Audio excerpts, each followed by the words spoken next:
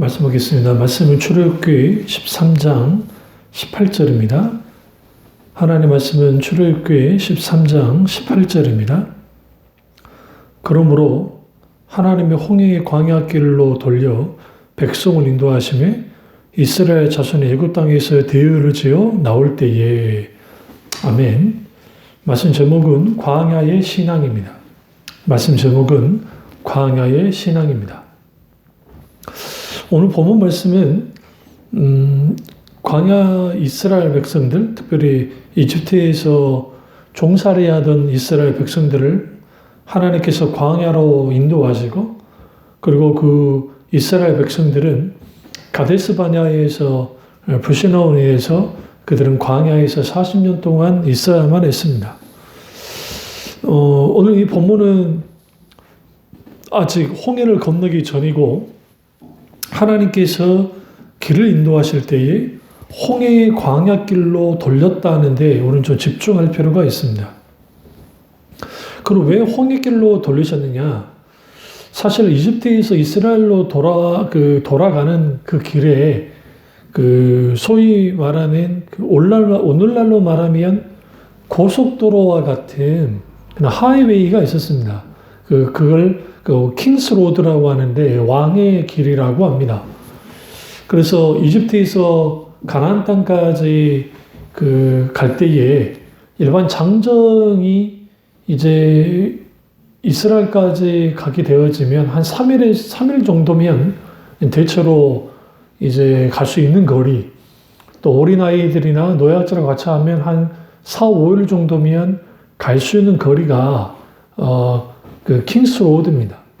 그런데 하나님께서 킹스 로드로 왕의 길로 주님이 데려가지 않으시고 오히려 하나님께서 홍해의 광야길로 쭉 내려가는 길을 선택하셨습니다. 그 이유에 대해서 오늘 17절에 이렇게 말합니다. 바로가 백성을 보낸 후에 블레셋 사람의 땅의 길을 가까울지라도 하나님이 그들을 그 길로 인도하지 아니하셨으니 이는 하나님이 말씀하시기를 이 백성이 전쟁을 하게 되면 마음을 돌이켜 애굽으로 돌아갈까 하셨습니다. 이게 무슨 말이냐면 블레셋 사람의 땅의 길을, 그 길은 킹스 로드를 말합니다. 그런데 여기에 이집트 바로의 수비대가 있었습니다. 왜 그러냐면 북방에서 쳐들어오는 이민족의 공격을 막아야 했기 때문에, 그래서 그 위쪽에 이제 애굽의 수비대가 있었고, 그리고 이스라엘 백성들은 어쨌든 바로의 명령에 의해서 이제 고센 땅을 나왔긴 했지만, 그러나 사실상 이집트 수비대가 거기에 진을 치고 있는데 거기로 올라갔을 때 거기에 그냥 보내지는 만무하잖아요. 아무리 바로가 보내줬다 할지라도. 그리고 성경에 보시면 이스라엘 민족을 보낸 다음에 마음을 빨리 돌이켜서 이제 완악해져서 바로가 뒤쫓지 않습니까? 만약 이런 상황이 벌어지면 앞에는 이집트 수비대가 정말 그 시대에 강력한 군대라고 할 수 있는 이집트 수비대가 있고, 또 뒤쪽으로는 바로의 군대가 오게 되면 양쪽으로 포위돼서 전멸하는, 멸절될 수 있는 그러한 상황이 벌어질 수 있었고, 첫 번째요. 두 번째는 그게 아니라 할지라도 이집트 수비대와 싸우게 되어지면 거기에서 이제 결정적으로 이스라엘 민족들 한 번도 싸움을 해보고 전쟁을 해본 적이 없으니까 그들 겁을 먹고 이집트로 돌아갈 것을 주님이 이미 아셨기 때문에 그들을 광야길로 인도하셨습니다. 이 광야길로 인도하셨다라는 의미 속에서 우리는 분명히 알아야 될 게 뭐냐면, 왜 하나님이 우리를 광야로 인도하실까? 그것은 우리가 모르는 사이에 있게 되는 앞에 장애물이 있을 수 있기 때문일 수도 있습니다.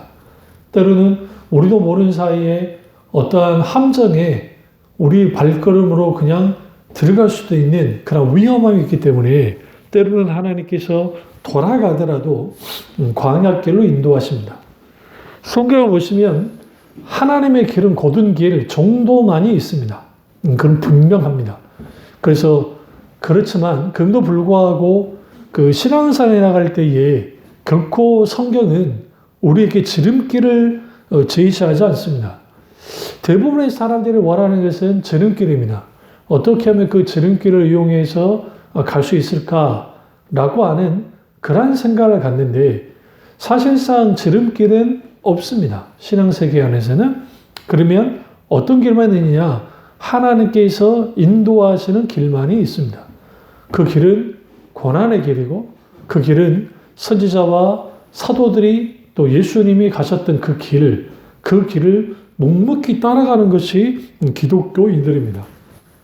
그런데 광야 하면 떠오르는 건 정말 삭막하고 힘들고 어려운 길이라고 생각하죠. 그곳이라고. 그런데 이 길이 어떤 사람이 광야길을 가고 싶겠어요. 사실 스스로 선택한 길이 아니라는 겁니다. 싫지만 어쩔 수 없이 가야만 하는 그 길, 그런 운명의 길도 아니에요. 그러면 이 길은 어떤 길이냐? 하나님이 하나님의 백성을 인도하는 길입니다.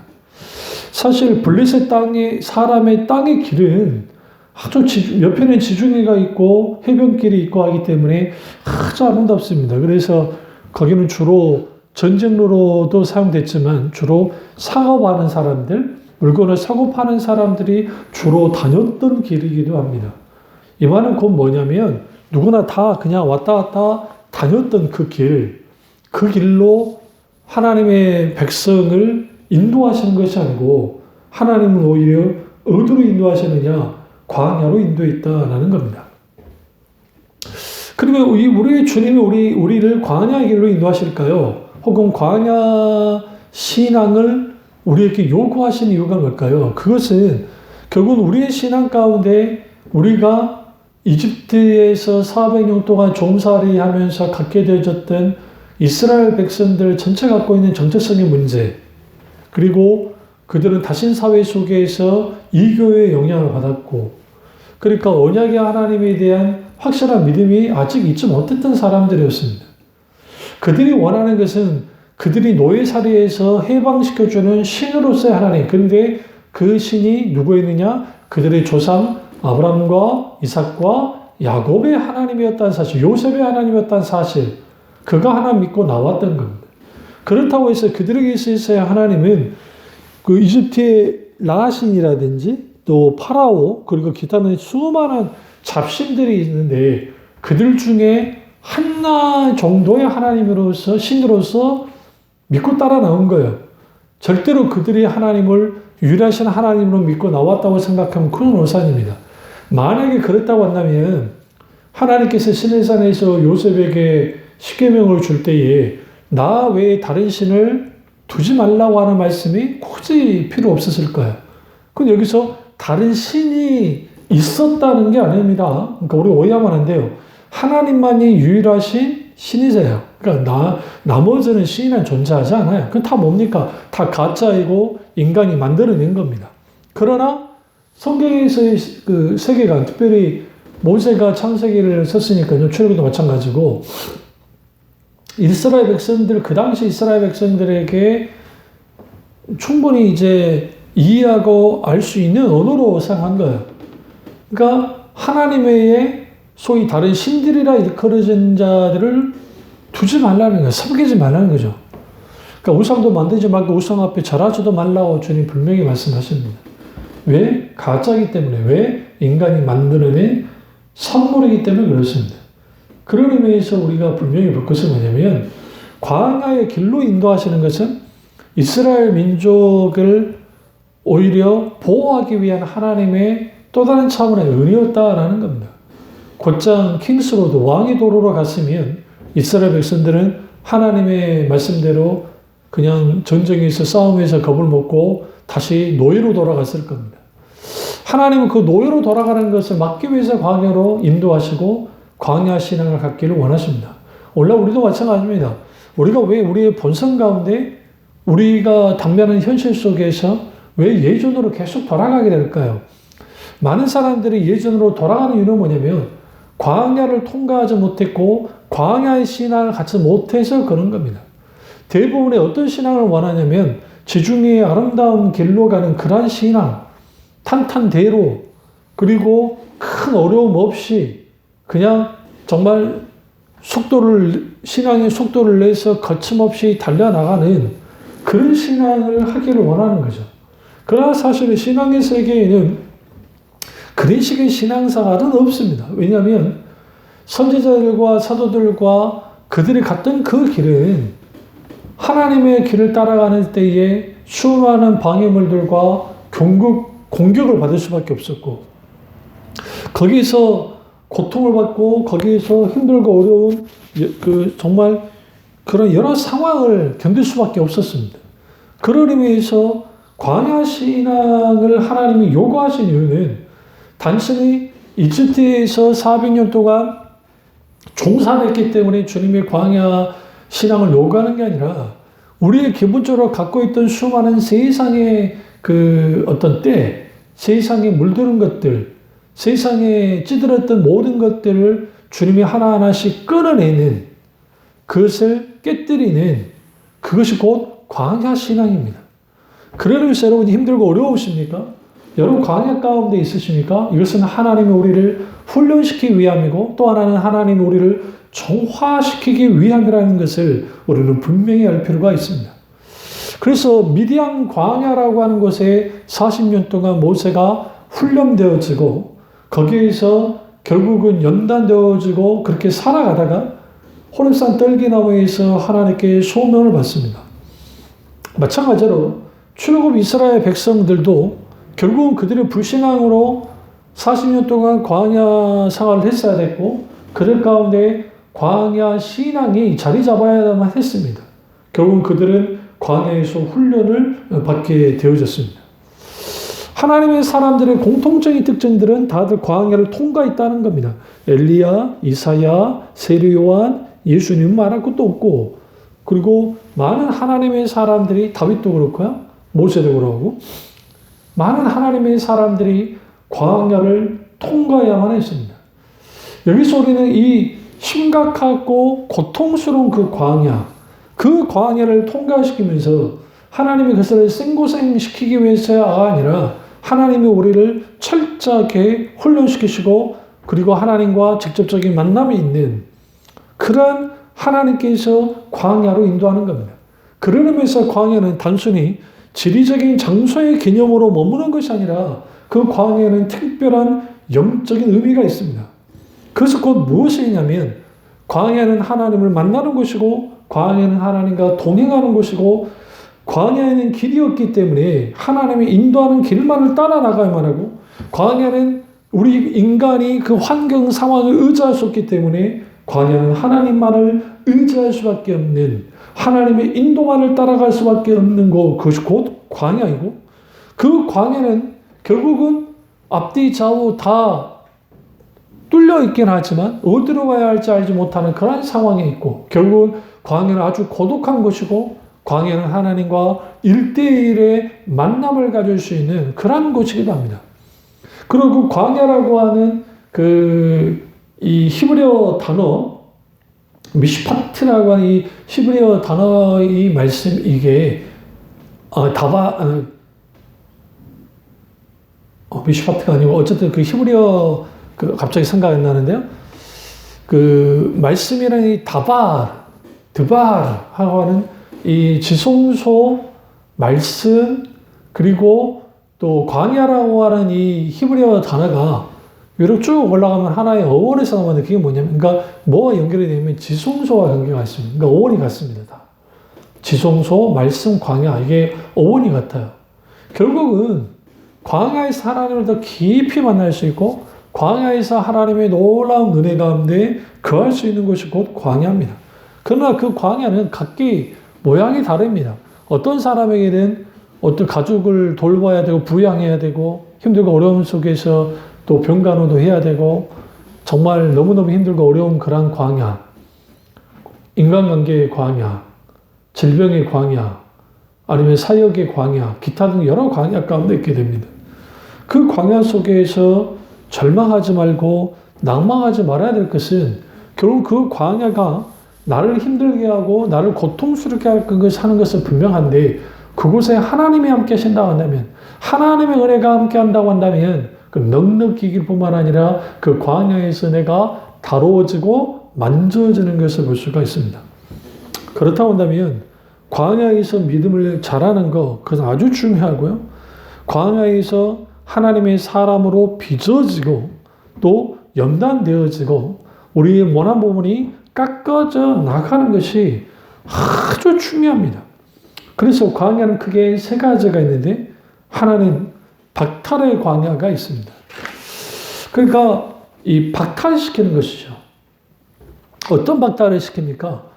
그 다윗이 이제 골리앗을 죽이고 난 다음에 아주 위대한 장군으로서 칭송받는 장군으로서 자리를 매김하고 아울러서 왕의 부마까지 됐지만 하루아침에 박탈되어지고 장인이었던 사울로부터 죽임을 당할 만한 죽임을 당할 수밖에 없는 그런 도망자 신세가 되어졌다는 겁니다. 그러니까 그러한 이 박탈의 이 광야 속에서 유리 방황과 같은 그러한 힘들고 어려운 광야 가운데로 들어갑니다. 우리도 마찬가지입니다.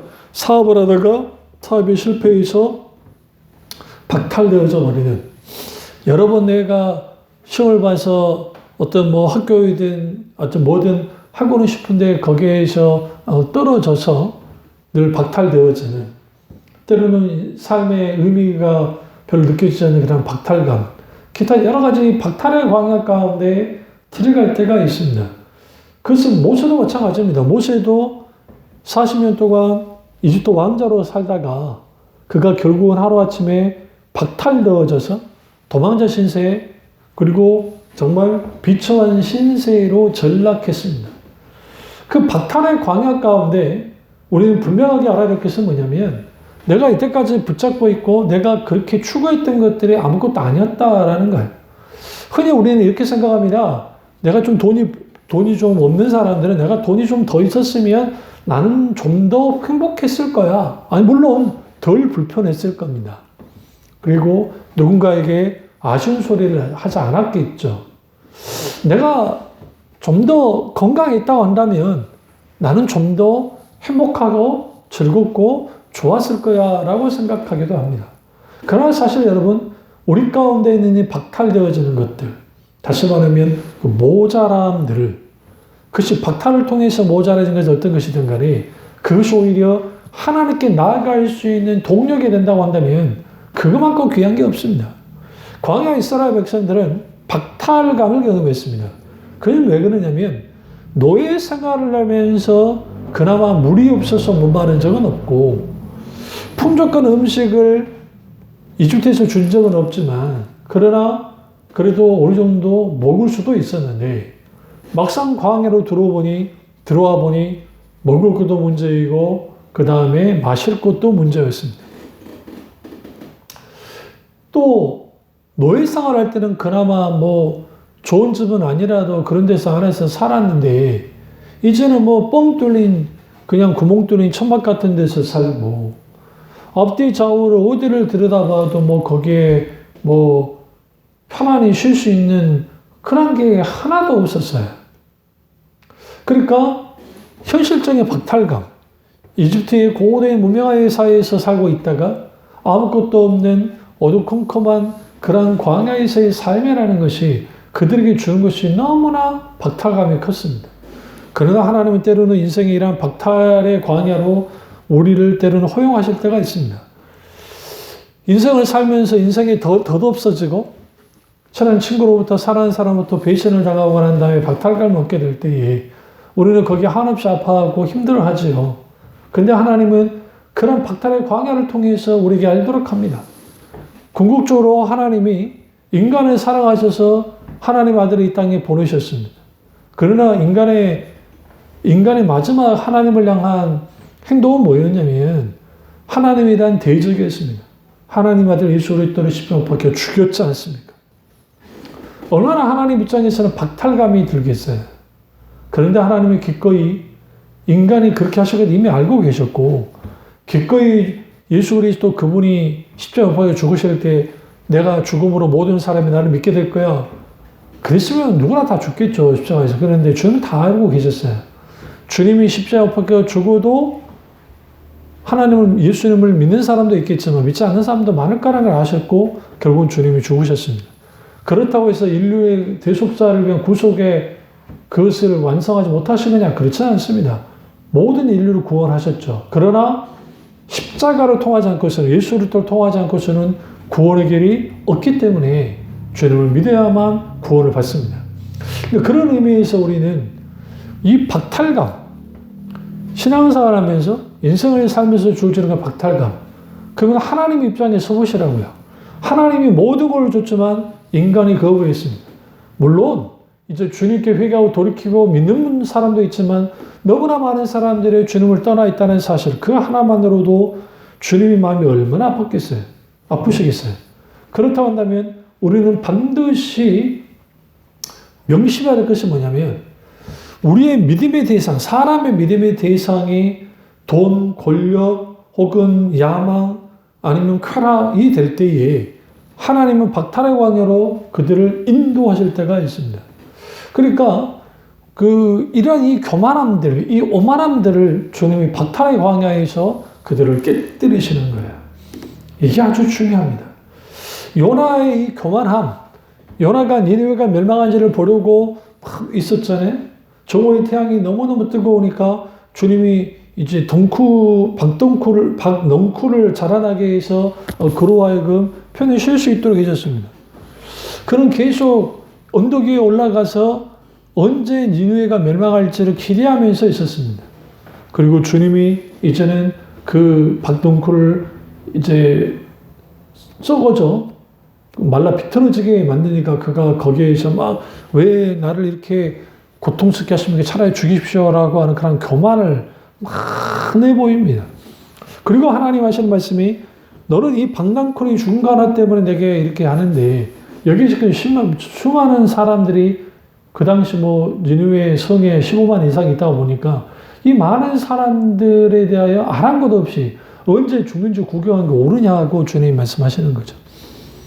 그렇습니다. 하나님 왜 우리에게 박탈의 광야를 우리에게 허용하실까? 그것은 우리의 교만을 꺾고, 결국은 우리가 살아가고 의지할 것은 돈이나 소위 물질이나 건강, 그것이 아니라 하나님만이라는 사실을 주님 분명하게 알게 하시는 겁니다. 두 번째로, 상심의 광야로 주님이 인도하십니다. 선지자 엘리야가 갈멜산에서 바알과 아사라 제사장과 대결하여 승리했습니다. 그리고 이제 3년 6개월 동안 비가 오지 않았지만 기도함을 통해서 하나님의 놀라운 역사 속에서 비가 오게 되어집니다. 그리고 그가 이제 이스라엘로 돌아가는 과정 속에서 이스라엘을 죽이겠다고 하는 그 말 한마디를 듣고 상심하게 됩니다. 그리고 그가 도망치기 시작합니다. 그리고 북이스라엘 사람이었던 이 엘리야가 남유다 땅까지 들어왔고, 그냥 남유다 땅까지 들어온 그것도 불안해서 그가 좀 더 깊은 유다 광야로 들어가 버립니다. 그 유다 광야에 들어가서 한 일이 뭡니까? 이제 하나님 앞에 죽여달라는 것이죠. 여기서 우리는 분명하게 알아야 할 게 뭐냐면, 이 상실 혹은 상심의 광야 속에서 들어가는 사람들 얼마나 많습니다. 왜 상심하게 될까요? 자기 힘으로는 절대로 빠져나올 수 없는 문제, 상황, 환경, 관계, 그것이 너무너무 고통스럽게 하는 거예요. 그 하나님께서 상심에 빠진 엘리야를 찾아가 위로하신 것처럼 하나님이 마음이 상한 자에게 가까이 찾아오셔서 위로하십니다. 어디에 있어요? 상심의 광야 가운데 주님이 그렇게 하시는 거예요. 그리고 상심의 광야에서 하나님의 은혜의 공급함이 있게 되어지고, 거기에 하나님 함께 하시면 거기에서 새 힘을 얻게 됩니다. 엘리야가 그 상심의 광야 속에 있을 때에, 그가 유다 광야 한복판에서 이제 그렇고 있을 때에 놀라운 것은 하나님께서 큰 천사를 보내셔서 떡을 먹게 하시는 겁니다. 그 빵을 먹게 하신 거죠. 그리고 그에게 가라 하십니다. 그래서 곧 시내의 산으로 가야만 했습니다. 그리고 그는 40일에 걸쳐서 시내산까지 갑니다. 사실 그 거리가 40일이 걸만한 거리가 아닙니다. 근데 왜 40일이 걸렸느냐? 그만큼 엘리야의 영적 상태가 좋지 않았습니다. 그리고 육체적으로도 좋지 않은 거죠. 그리고 그는 가야만 했습니다. 우리가 상심의 광야에 있을 때 반드시 해야 될 일이 뭐냐면 우리는 하나님이 인도하는 그곳, 곧 하나님의 성전으로, 다시 말하면 하나님을 만날 수 있는, 하나님을 찾는 곳으로 가야만 합니다. 그리고 엘리야가 갔습니다. 시내산으로 갔습니다. 그리고 주님은 정상에 올라 하나님을 기다리라고, 만나는 것을 기다리라고 했는데, 그러나 상심한 그 엘리야가 어디로 들어가느냐? 시내산에, 호렙산에 있는 그 시내산에 있는 그 동굴로 들어가 버린 거예요. 호렙산과 시내산은 같은 겁니다. 근데 우리가 그 호렙산에서, 이제 시내산에서 딱 들어갔는데, 거기에서 그가 가만히 있는 거예요. 거기에 주님의 그 우레와 같은 소리, 하나님의 강력한 임재가 임했고, 거기에 세미한 음성이 그에게 들려지기 시작했습니다. 그리고 왜 너가 여기 있느냐라고 주님이 물었고, 엘리야가 계속적으로 그의 변명을 늘어놓습니다. 다 죽어가 남았는데 내가 여기서 뭘 할 수 있겠습니까? 라고 말합니다. 그러자 하나님께서 이후에 그를 이제 온전히 그 여러 주님이 하실 일들에 대해서 비추시면서 이미 주님이 7,000명을 예비하셨음을 알렸습니다. 왜 우리가 상심될까요? 나 혼자 아둥바둥해도 되는 일이 없다고 생각하고 내가 뭔가 했는데 가로막히는 거예요. 근데 하나님은 우리보다 앞서서 일하고 계시다는 사실이 아주 중요합니다. 우리는 그걸 분명히 알아야 되고 우리는 분명히 그런 믿음을 가져야 돼요. 그래서 우리가 그 박탈의 광야에서 우리는 이전에 내가 붙들고 있었고 내가 의지하고 있던 것이 나를 살리거나 나를 인도해 주거나 내게 힘이 되는 것이 아니고 오직 하나님만이라는 사실을 우리가 깨달아 알게 되는 그런 계기로서의 광야가 되어야 되고, 상심의 광야에서는 나를 상심케 했던 그러한 일련의 이 모든 것들이 결국은 하나님 앞에 가지고 나아갔을 때에 이미 하나님은 알고 계셨고 앞서 행하신 일들을 우리가 보게 될 때 거기서 새 힘을 얻을 수 있게 되어집니다. 세 번째는 변들의 광야입니다. 이 변들의 광야, 그것은 곧 인생의 변두리에서 사는 사람들이 많습니다. 세상은 인류를 대접하지 이류와 삼류에게 대접하지 않습니다. 그러다 보니 모든 인생은 인류의 인생이 되어야 되고 그 최상의 대학에 들어가서 거기에서 마음껏 인생을 펼치며 살기를 원합니다. 그러다 보니 많은 사람들이 변두리 마인드를 가지고 상처를 가지고 삽니다. 소위 상류층과 그리고 중류층과 중산층과 그리고 하루축이라고 하는 그 하루 인생을 사는 사람들 향해서 조롱하고 마치 상류층에 사는 사람들은 별세계에 사는 사람처럼 대단한 사람처럼 포장하는 게 오늘날의 세상입니다. 그러나 하나님은 우리에게 이렇게 말씀하십니다. 변두리 광야로 하나님이 인도하시죠. 그걸 통해서 우리의 교만을 끄트립니다. 모세는 이집트 바로의 이집트에서 왕자의 신분으로 살았고 그는 최첨단 문명 속에 있었던 사람입니다. 그런데 그가 하루아침에 미디안 광야로 가는 변두리로 도망칠 수밖에 없었습니다. 여기서 우리는 뭘 할 수 있냐면 그 변두리 광야 속에서 오직 하나님만을 붙들어야 살 수 있다는 사실을 알게 되어지고 하나님의 공급하심으로만 살아가는 것, 그것이 곧 우리의 인생이라는 것, 우리가 바로 가져야 될 태도라는 것을 분명히 알게 하십니다. 우리가 잘 아는 아브라함이라는 사람이 있습니다. 그 아브라함은 갈대아 우르라고 하는 지역에 있었던 사람입니다. 그가 변두리 지역인 가나안 땅까지 왔다는 사실 하나만으로도 그의 위대함을 우리는 드러낼 수밖에 없습니다.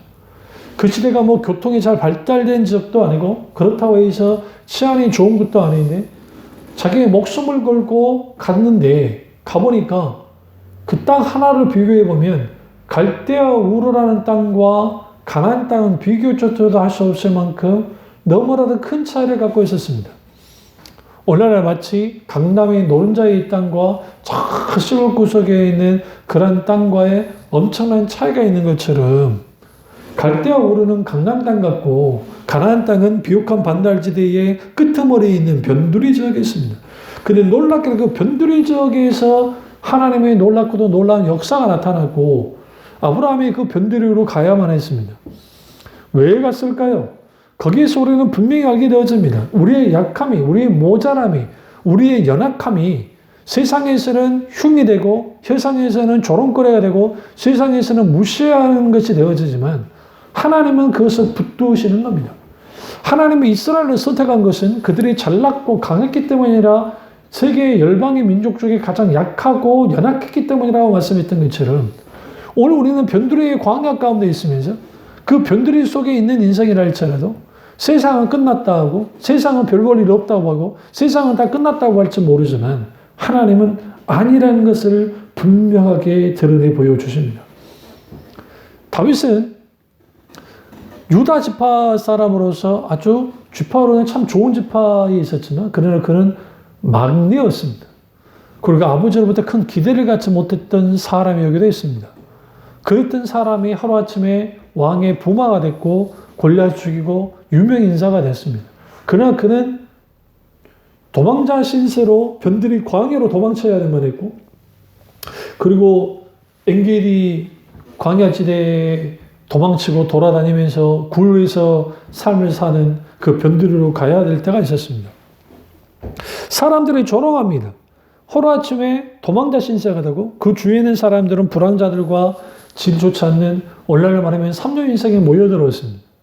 그러나 그 삼류인생들과 함께함을 통해서 그가 거기에서 분명하게 뼈저리게 느낀 게 있습니다. 그건 뭐냐면 어떤 훈련을 받았냐면 첫째, 인간은 믿음의 대상이 아니라는 것과 둘째, 그 인간 군상들과 그들과 함께 계속 이제 살면서 뒹굴고 살면서 거기에서 사람에 대해서 배우게 되는 겁니다.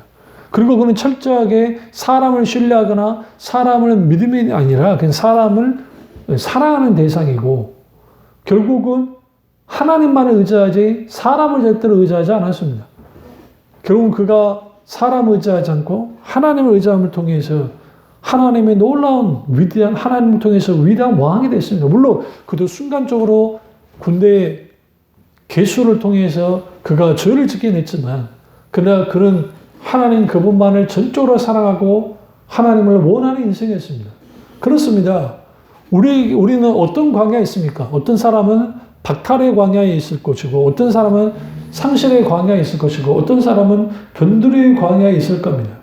그러나 결국 이 세 가지 크기의 이 광야 가운데 있는데 결국 그 광야를 허용하신 분은 하나님이시고 그렇다면 우리는 그 광야에서 불평불만하거나 정말 마음에 들지 않는다고 막 하나님께 대하여 또 주의 종일에 대하여 막 뭡니까 불평불만하고 또 불평하고 심지어는 대적하는 일들을 하지 말아야만 합니다.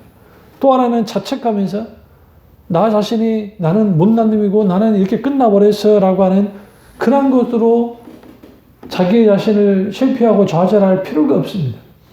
하나님께서 우리를 포기하지 않으면 나 자신이 나를 포기할 수 없습니다. 하나님 그분을 절대로 우리를 포기하지 않으신 분입니다. 그렇다 한다면 우리의 이 광야, 각기 모든 인생은 싫든 좋든 그 광야로 들어가게 됩니다. 죄 때문에 들어가든 하나님께서 훈련시키러 들어가게 하시든 기타 등 여러 이유로 광야로 들어가지만 중요한 건 뭐냐면 광야의 고통, 광야의 훈련, 광야의 연단 받는 것은 똑같다는 겁니다. 그리고 우리는 광야로부터 빨리 벗어나려면 다른 거 없습니다. 박탈의 광야이든 상심의 광야이든 변두리의 광야이든 그 광야에서 하나님을 깊이 만나고 하나님 그분과의 친밀한 교제 가운데 나아가며 결국 그 속에서 하나님의 본심을 알게 될 때 하나님은 그 광야를 통과하게 하시고 그리고 궁극적으로 하나님이 이루고자 하는 일들을 우리를 통해 이루십니다. 우리 이 사실을 깨닫고 우리의 광야 가운데 있다고 왜 나만 이렇게 고통받고 왜 이렇게 나는 이렇게 정말 힘듭니까? 라고 하나님 앞에 대들거나 불평불만하기보다는 차라리 하나님 내게 광야 신앙을 갖게 하시고 그 광야 신앙의 핵심은 하나님을 만나는 신앙이고 하나님의 음성을 듣는 신앙이고 그리고 광야 신앙의 핵심은 결국은 하나님과 발맞춰 걷는 동행하고 동력하는 신앙입니다. 그곳에서 그렇게 된 사람들이 기꺼이 이제 하나님의 인도를 받아 사역의 현장으로 삶의 현장으로 나아갔을 때 거기서 하나님과 발맞춰 걸으며 그 광야 훈련 속에서 되어졌던 것들을 그대로 가지고 나아가기 시작할 때 빈번하게 실패하고 넘어졌던 우리가 하나님 은혜 가운데 넉넉히 감당하고 주님이 가셨던 그 길을 한 발짝 한 발짝 걸어 나갈 수 있습니다. 오늘 이 사실을 깨닫고 오늘 광야의 신앙으로 온전히 굳게 서는 우리 교우들 되시기를 주님의 이름으로 축원합니다. 기도하겠습니다. 사랑의 주 역사주 은혜해 주신 우리와 함께 하시고 우리 가운데 광야의 신앙이 굳건히 서게 하셔서 박탈의 광야, 상심의 광야, 변두리 광야 어떤 광야 가운데 있다 할지라도 하나님 은혜 가운데 잘 이겨내고 훈련되어지고 바로 서서 정말 어떤 상과 환경과 여건 속에서도 좌로나 우로나 치우치지 않고 주님의 길만을 갈 수 있는 우리 교우들 될 수 있도록 은혜 베풀어 주시옵소서. 주님 안에 혼론과 받기 원하고 예수님의 이름으로 기도드립니다. 아멘.